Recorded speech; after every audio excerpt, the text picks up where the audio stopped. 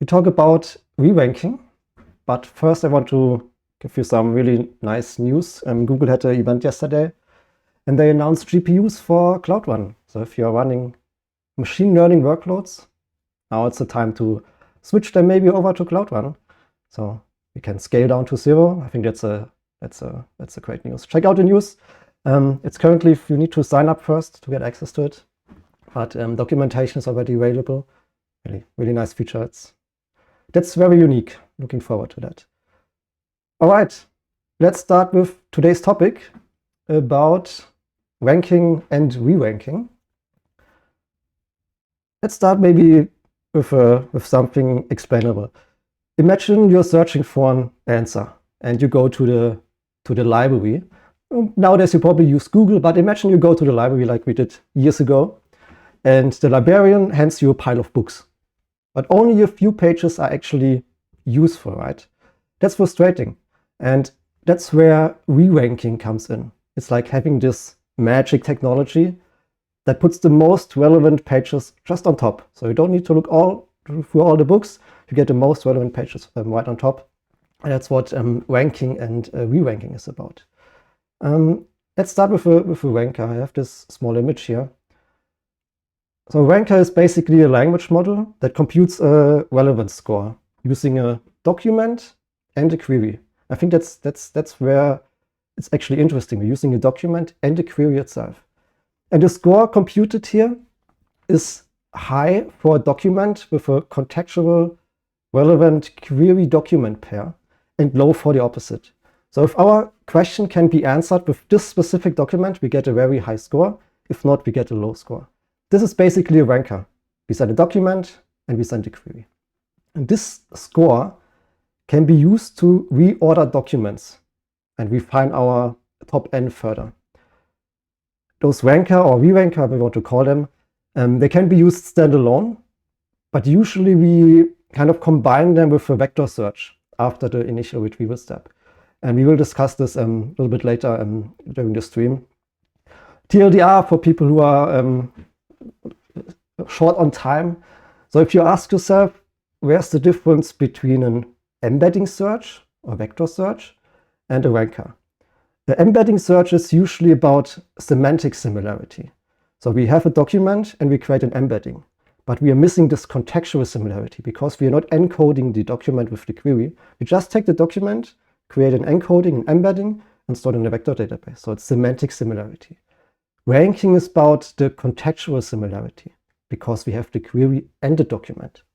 I think that's the biggest difference if you want to take something with you out of this session today. Embedding, semantic similarity, ranking about contextual similarity.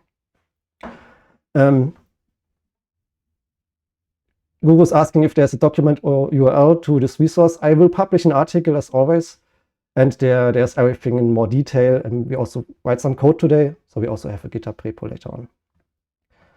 All right, re-ranking. I mentioned it. Re-ranking is about, or usually comes after the first stage of document retrieval. So it reorders the initial retrieved documents and improving the precision over the results. Let me open up a second screen. With a vector search, we usually retrieve candidates that I said already, semantically similar to your search query. If that's your use case, that's good. But usually we want to use those candidates we retrieve from the vector search to answer questions. I think this process is particularly well known and important for retrieval augmented generation systems, where the relevance of the documents provided to the large language model directly impacts the quality of the generated output. And with a re-ranker, we kind of prioritize the most contextual and relevant documents and ensure we only provide the best information possible to your large language model. And this helps to reduce the context size because we don't need all of the documents, and it greatly helps to reduce the noise. And removing noise helps also to reduce hallucinations. So we get much better answers from our RAG when we have a ranking in place. This is obviously not true for all the cases, but we will see an example later. In practice, as I said, retrieval and ranking, they are usually combined. So the retrieval step is very efficient when working on a large amounts of data. You see it on the chart here. We have a lot of documents. We have a vector database. This is very efficient. We can retrieve a few hundred documents out of millions of documents very efficiently, which are semantically similar. And the goal of this initial step one, the retrieval step, is to have as many potential relevant documents as possible. Even if some of them might be not the perfect match, we still retrieve them. So the result, this results in a higher recall, so capturing more relevant documents, but also lower precision. So some of the retrieved documents might not be very relevant. The second step, we see on the right side, is the ranking step. This aims for higher precision. So the ranking step, the ranking API we're going to use today, ranks the retrieved documents from the vector search based on the relevance score, which we saw on the screen before. So about the contextual similarity. And the system scores and orders these documents, ensuring that the most relevant documents are the ones which are prioritized for the final output. And in this phase, we usually focus shifting from this refinement shifting to refining the results. So the system prioritizes the most relevant documents, which improves, as I said, the precision, ensuring the top results are highly relevant, but may lower the recall, meaning some less relevant documents are filtered out. And together, these two phases efficiently filter and prioritize information. So transforming this really large data set we might have stored in a vector database, a lot of millions of documents, into a very refined and highly relevant list of documents. So with ranking, if you want to put it into one sentence, with ranking, we remove irrelevant content or context from the large language model. Today we're going to use Google's ranking API. It's also known as Vertex AI Search Ranking API, Vertex AI Agent Builder Ranking API. There has to be too many renamings. I simply call it Google Ranking API. It's not the only one available. There are also ranking models from Cohere. There's Voyage AI, and there are also open source offerings on Hugging Face. The famous one is BGE Ranker, and there's also Mixspread on Hugging Face. So you can either use the APIs, Cohere is also really good, or you can use the open source models if there's a need for you. Let's go into the code. And I have this example prepared today. To use the Google's ranking API, we use the discovery engine, so it's not integrated into the Vertex SDK, as far as I know. I need to check that again. But we can use the discovery agent, which is basically a wrapper on top of all the Google APIs. And we need a client for the ranking. There's a default ranking config, we need to have a project ID, and we can define a location. The standard stuff you can always do with those clients. And then it all starts with a rank request. So let me go down. You see this rank request, and this has a model name. In this case, there's just one model available at the moment. I'm not sure if there's planning to release more, or if maybe this stays the same. So it's called Semantic Ranker with a token length of 512 tokens. Well, this is already something we need to take into consideration. We are limited to 512 tokens of the content sending to the ranking API on the Google side. And then you can say how many of those top N documents you want to retrieve, depending on your specific requirements. Maybe you need 10, maybe just need 2, depending how granular you want to retrieve the reordered documents. And we are sending our query, our question, which we saw in the step before, and records. So our query would be, which language can I use for web development? And then we have a bunch of rank records. You see, we have a bunch of records. A rank record is basically just a document you want to rank. And because we want to rank multiple documents for this specific query, we have multiple ranking records. And a ranking record consists of an ID, which is your unique identifier, which you probably later on need again to retrieve the documents from a database, maybe. And then you can have an optional title and the content. There's no need to send the title, you can leave it empty, and the content of your document. This is what you retrieve from the vector search usually. Right? You're getting content directly from your vector search and taking those maybe 50, 60, 100 documents and sending them to the ranking API. We can do that, and then we are sending the requests together with our query to the ranking API. We can give this a try. Let's go to the code. Run this, ranking.py.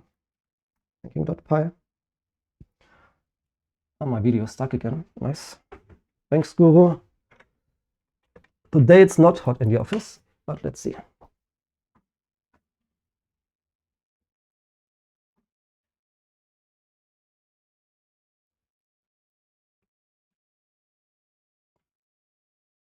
So my video is working again.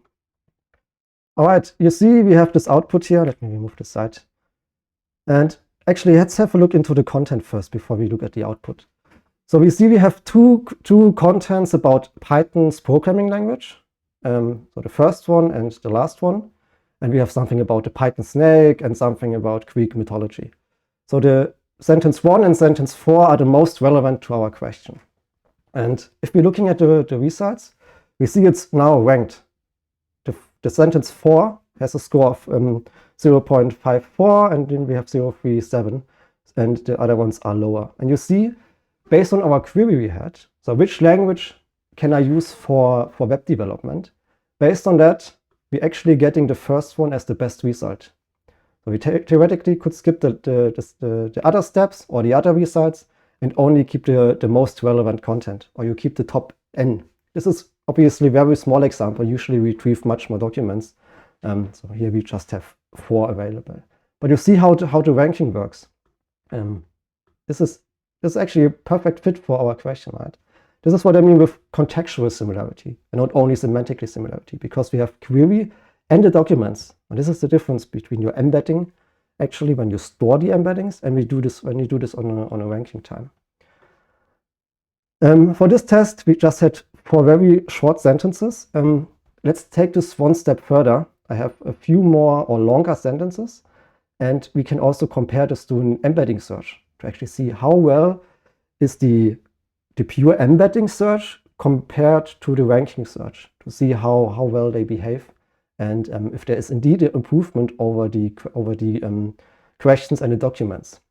So let us open the other example.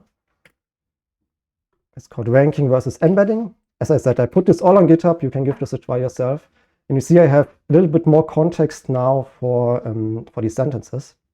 So longer text, but overall it's basically about the same topic. And I'm using for this example, I'm using SQLite. They have this really nice SQLite vector extension nowadays. So you can use SQLite in memory vector store. Now also here with SQLite. You could also use Pinecone, Google's vector search. I'm just using this here because it's easy for me to give you an example without setting all the big infrastructure. And since we just have a few sentences, it works quite well with this approach. We set up the SQLite vector database. You see we are creating a vector table. You need to have the embedding length. So this is the default embedding length you're getting out of the embedding API. You can have longer embeddings or shorter embeddings, so you can configure it. This is what you get out of the Google embedding API out of the box. And then we are inserting them all into our vector database and running a small query. So we select the row ID and the distance from our vector items and embeddings where it matches, and order by distance, and I limit it to 5. You now have 4, it's fine. Could be also more. A little bit of boilerplate code to convert the distance into a similarity score. So usually you get something. When a document is a perfect match, you get usually 0, because it has no distance, right? It's the same document. But I want to convert this into a similarity score, so we're getting something like a percentage. And then we're doing the same again. We initialize the ranking client service, same stuff we had before. I'm just now iterating over the ranking records and insert them into the discovery engine, into the ranking records. Same code here. Again, we have the semantic ranker and our records. I also measure the time, how long it takes to actually rank. Give you some insights into that later on during the live stream. And in the end, we have the ranking scores, and we also have the embedding scores, and we can plot them into a nice chart using matplotlib. So let's run this code. What was the name again? Ranking versus embedding. Let's run this. Takes a few seconds now. Because we are first creating the embeddings, and then we insert them, and then we rank them. So you see it's now done. It took 500 milliseconds to rank those 4 records. As I said, we talk about latency in a second. But let's see how the result actually looks like. So it now generated this image here on the right side. We can open this up. And now you can see the sentences based on our query. The blue one is the embedding score we got out of the box. And you see that the sentence 1 and sentence 4, which are indeed about the Python programming language, they have a very similar embedding score. But if we compare that to the ranking score, you see the sentence 4 gets a much higher ranking score. So if we focus on a ranking, we could greatly improve this response, because sentence 1, it's about Python, but it's not related to our question. So we could remove those 2 sentences anyway, because it was about Greek mythology and something else. And we only keep the first one, which is highly relevant, and sending this to our large language model to actually answer our question. And by removing the sentence 1, which maybe contains also something about Python, we only keep the relevant context. And this helps to reduce hallucinations. This also helps to really have the model focus on what you actually asked for. So it will not return any information which is not relevant to a question. And you see how the ranking outperforms the embedding. As I said, it's a 2-step process, right? First, we usually do the embedding, the retrieval step, and then we do the ranking step. So they work in combination, they work nicely together. And if you just have a few documents, you could also use just ranking. But usually we have a few hundred, few thousand, even sometimes millions of documents. So there's usually a need for those initial retrieval steps after we do the ranking. All right, this is basically how ranking works. As I said, the Google Semantic Ranker model supports 512 tokens per record, including the title and the content combined. Anything longer will be truncated. And I think with this limitation, we need to also ensure when you are storing your documents in your vector database that you choose a chunking that fits to your ranking API or to your ranking model. Because if you store 1000 tokens in a vector database and then you do the ranking, you're going to miss those 500 tokens because they are truncated. So you always need to take the smallest limitation you have and apply this to your vector search as well. Also, one important point, a ranking request can contain up to 200 of those ranking records. So if you go here back, you see those ranking records, the documents we actually want to rank, you can rank up to 200 documents in one ranking session. If you want to rank more, you need to send multiple ranking requests sequentially or parallel, however you want to combine them. The latency, you see, we got 505 milliseconds. I also measured the average time it takes to rank a document. So I run a few examples multiple times. And it usually it's between, it's around 500 milliseconds, but this heavily depends on, correlates to the number of tokens you are sending to the ranking API. So the more tokens you have, the more time it takes to rank. So consider this as one of those things which you need to take into account, right? If you really aiming for low latency, you need to check if ranking actually adds too much overhead. And I think 500 milliseconds for those examples which we saw here. So it's actually not too short. We have quite some long text here, as you can see. I think that's fair enough. Pricing, there we can actually open the pricing page. Always need to talk about pricing as well. So the pricing is $1 per 1,000 queries. What does query mean? One query can be up to 100 documents. So if you are ranking 200 documents, which is the limitation, you are getting billed for 2 queries. The price is comparable to other ranking APIs. The Cohere ranking API costs, I think it's $2 per 1,000 queries. So Google is $1 cheaper by the same number of documents per query. If you are using the open source model, it's up to your hosting costs, right? You could maybe host those models on Cloud Run now if there are GPUs available. I need to do the calculation yourself, how much you actually pay.